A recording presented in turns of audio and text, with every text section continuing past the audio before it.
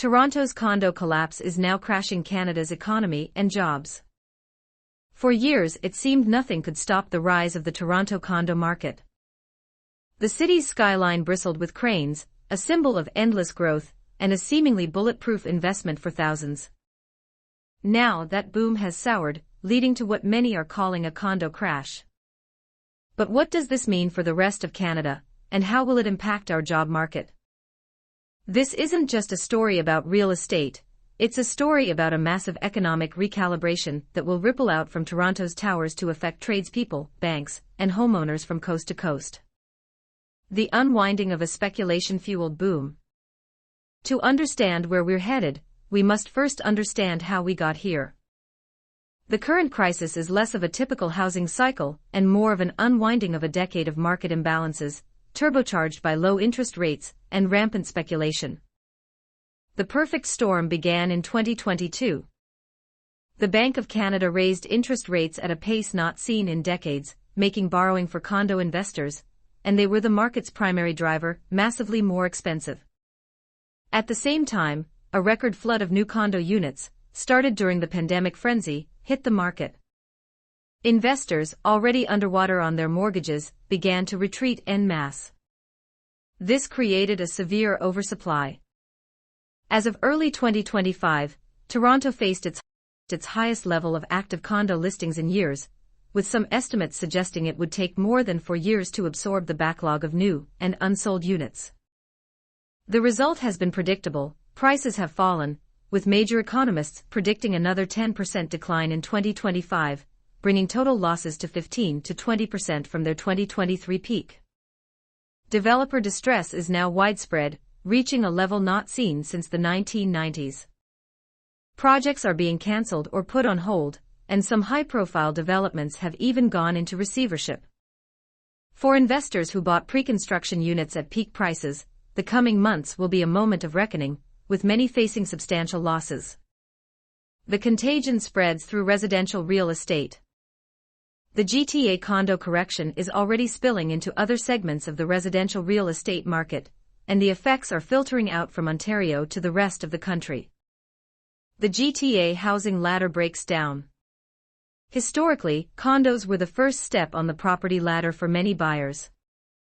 As prices ballooned, young families and first-time buyers relied on their condos' appreciating value to fund their move to a larger townhouse or detached home. Now that the condo rung of the ladder has buckled, this entire process is stalling. With condo equity eroding, prospective buyers are locked out of moving up, which in turn slows activity in the townhouse and semi-detached segments. This is already reflected in recent data, with detached and semi-detached sales seeing larger price drops in some areas of the GTA than condos themselves. The rental market shift. Many GTA condos were not meant for owner occupancy, they were investment vehicles. As investors face negative cash flow from high mortgage payments, they are incentivized to offload their properties, adding to the growing inventory. Some may choose to convert their units to long-term rentals to try and make the numbers work, while others who fail to close on new builds are simply walking away. This, combined with new federal policies limiting temporary immigration, is expected to put downward pressure on the GTA's previously soaring rental rates, providing some relief for tenants but further pain for investors.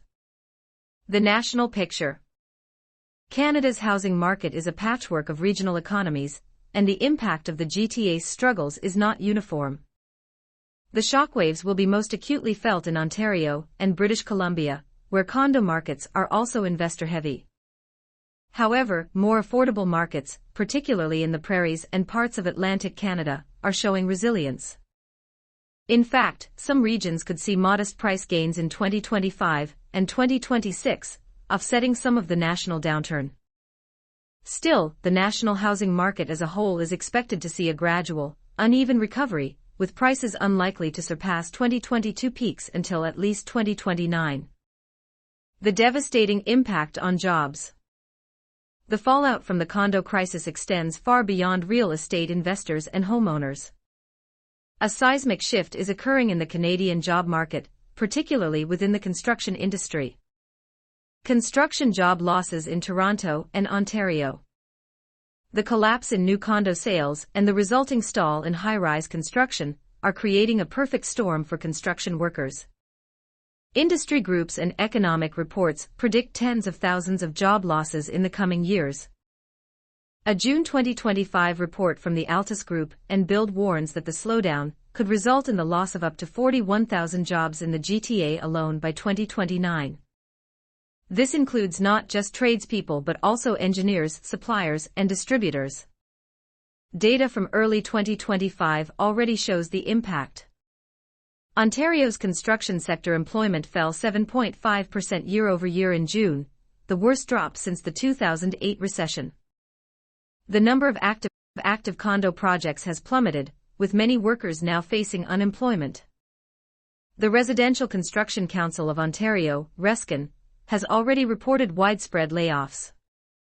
The fear is that many of these skilled tradespeople will leave the industry for good, creating a serious labor shortage when the market eventually recovers. Broader economic ripples. This is not a localized problem. The construction sector is a vital engine of the GTA and Ontario economy, and its slowdown will have far-reaching consequences. Reduced tax revenue.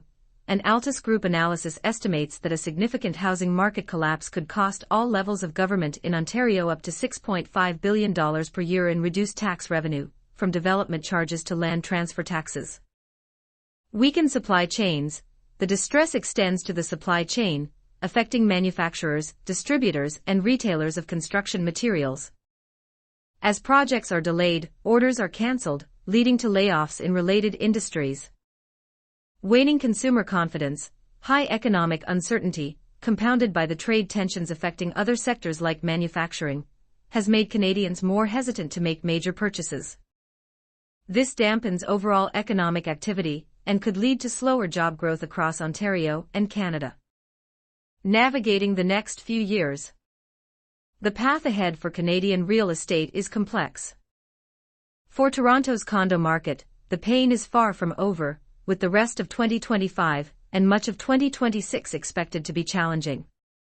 However, a key distinction must be made: this is a correction of a speculative-driven bubble, not necessarily a fundamental failure of the Canadian housing market. Unlike a systemic collapse caused by widespread job losses or major economic depression, this is a recalibration. Think of the difference between the 2008 U.S. housing crash, which was fueled by subprime mortgages and fundamentally unsound lending practices, and what Toronto is experiencing. Toronto's market was distorted by rampant speculation and cheap money, and now it is correcting back toward a healthier, more sustainable equilibrium. The market's underlying demand, driven by population growth, immigration, and genuine housing needs, remains strong. For first-time homebuyers, particularly in Toronto, this could be the opportunity they have been waiting for, with more options and more bargaining power. With investors retreating and prices falling, bidding wars will become less common, and average prices may dip back into more attainable territory. For young couples and families, this temporary market weakness could be their entry point into homeownership, allowing them to finally step onto the property ladder without overextending themselves. This doesn't mean it will be easy. Financing at higher interest rates is still a major hurdle, but the playing field is evening out. The biggest long-term risk isn't the crash itself, but the drastic drop in new construction. We've seen construction starts plummet in 2025, reaching levels not seen in decades. This is creating a dangerous feedback loop. The low sales today mean fewer new units in the pipeline for tomorrow. As a result, a severe housing supply shortage is brewing for 2027 and beyond. When the market eventually recovers, likely driven by lower interest rates and renewed confidence, this lack of supply could trigger another rapid and aggressive run-up in prices, potentially pushing affordability out of reach once more for many Canadians. The decisions made by developers and governments over the next few years will shape the housing landscape for the rest of the decade. Will municipalities streamline zoning and approvals to encourage new builds, particularly for family-sized units? Will provincial and federal governments introduce targeted incentives to get shovels in the ground for rental housing, rather than just ownership condos? The failure to act risks creating a new, even more severe housing crisis down the road, where the problem isn't speculative excess but fundamental scarcity. The current pain is real, but it's a necessary correction. What happens next, however, depends on whether we learn from the bubble's burst and build a more stable, equitable housing system for the future.